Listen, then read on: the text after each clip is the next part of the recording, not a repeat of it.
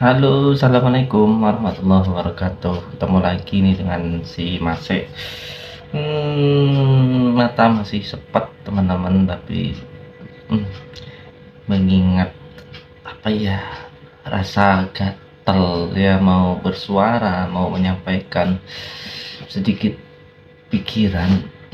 Jadi ya sedikit lah,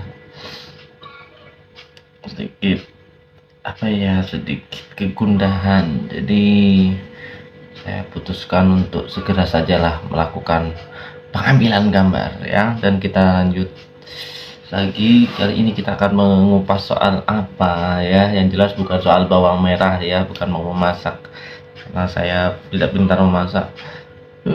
Matanya masih merah.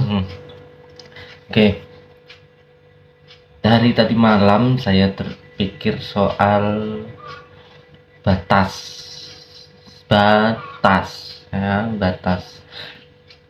Teman-teman, kita sering dengar ya bahwa manusia itu bahan baku utamanya adalah air ya. 70% kalau tidak salah komposisi badan kita itu tersusun oleh air ya. Jadi sangat mungkin kita itu mempunyai karakteristik yang mirip dengan air, sehingga kita memerlukan batas. Kenapa seperti itu? Bagaimana cara memanfaatkan air kalau tidak dibatasi?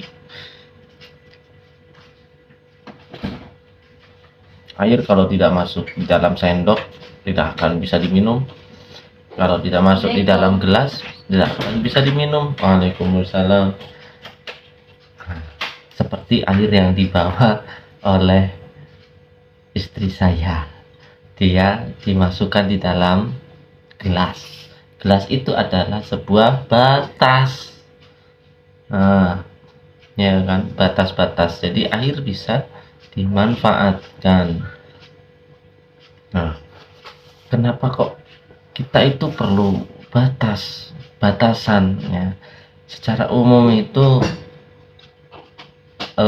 ada 6 klausa di sini ya, bahwa itu yang saya simpulkan ya, itu pandangan saya.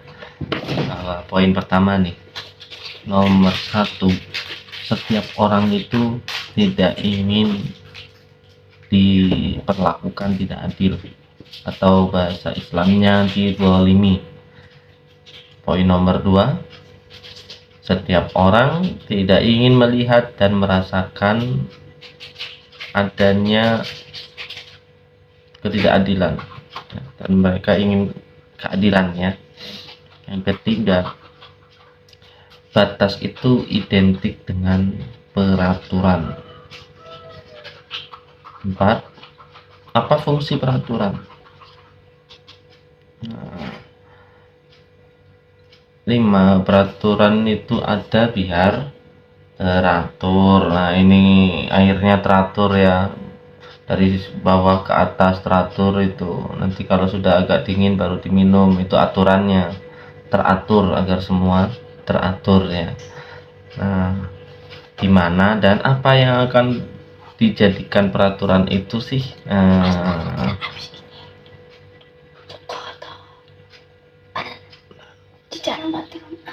Enggak. Tiba-tiba saya jadi blank pikiran. Udah tidak teratur itu teman-teman. Nah, saya itu terpikir soal batas itu ketika melihat Indomaret teman-teman. Jujur saja ya, bukan mau menghakimi, menjudge, enggak. Semuanya bagus, cuma tiba-tiba saya melihat, andai saja ini toko besar seperti ini tidak ada batasnya di dalam, apa yang terjadi? Ada potensi pencurian, ya kan? Air-air yang ada di luar akan berusaha masuk dan menghanyutkan isi dari toko tersebut. Nah, makanya perlu batas, perlu kaca. Jadi cukup orang melihat saja, benar. Nah, itulah batas ya. Kenapa setiap orang saya tulis di poin pertama, setiap orang tidak ingin dizalimi ya. Batas diperlukan untuk menjaga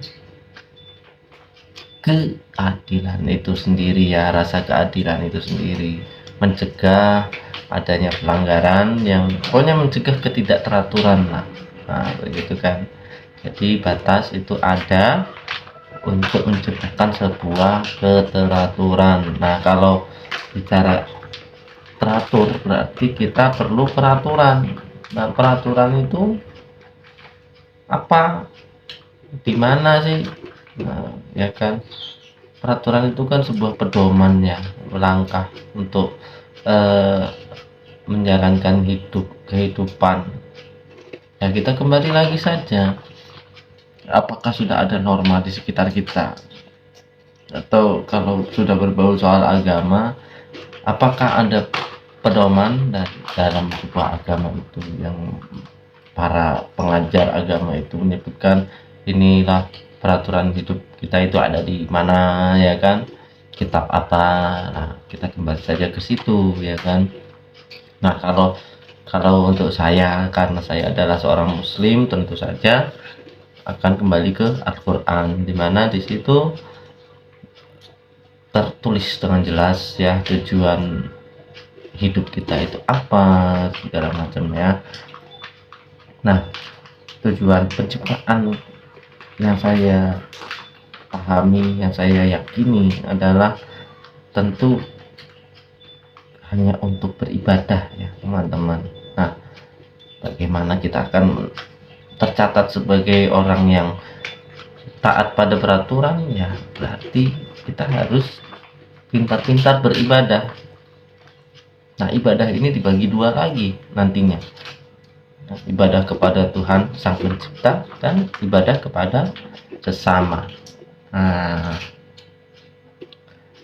kalau ibadah kepada sesama tinggal kita terus menjaga akhlak yang baik seperti biasa ya. Seperti yang sekarang sedang saya lakukan, saya berusaha untuk memanfaatkan lisan kita menuju hal yang baik ya, kepada kebaikan. Nah untuk poin yang lain berupa ibadah kepada Tuhan ya, sebenarnya itu aspek yang mudah ya. Tinggal ketika kita melaksanakan sesuatu, kita berpasrah kepadanya, kita niatkan untuk mencari ridhonya, kan begitu saja. Bahasa Jawanya sih penting bismillah wae. Nah, tapi jangan cuma baca bismillah saja ya, tanamkan dalam hati kita, biarpun lisan cuma mengucap bismillah, tetapi sebenarnya dalam hati itu berdoa, ya Allah bantulah saya, tuntunlah saya ketika ada masalah dalam melaksanakan ini. Bismillah, saya ingin mencapai ridhomu, ridhoi saya. Nah begitu. Insya Allah nantinya ketika kita berada di dalam sebuah tempat ya, tempat atau wadah atau lingkungan yang baru kan, namanya air itu pasti beda-beda wadahnya ya, itu pasti batasnya berbeda ya kan, aturannya berbeda lagi. Nah ketika kita memulai sesuatu dengan bacaan bismillah, dengan menyertakan niat ya untuk mendapatkan panduan tuntunan dari Allah, Allah akan membantu kita. Nah catatan tidak cuma bismillah saja ya, kembali lagi, karena di dalam Al-Quran pun jelas bagaimana peraturannya kalau mau meminta pertolongan dari Allah. Wasta'inu bis-sabri was-shalah. Ya, mohonlah pertolongan Allah dengan sabar dan salat. Begitu ya, ada panduannya.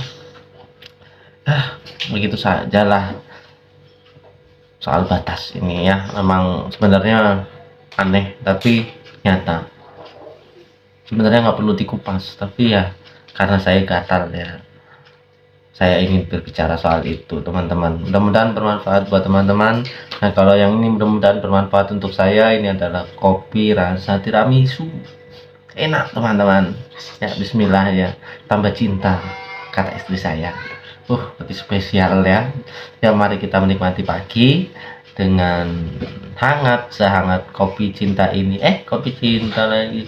Kopi tiramisu ini ya, teman-teman ya. Assalamualaikum warahmatullahi wabarakatuh.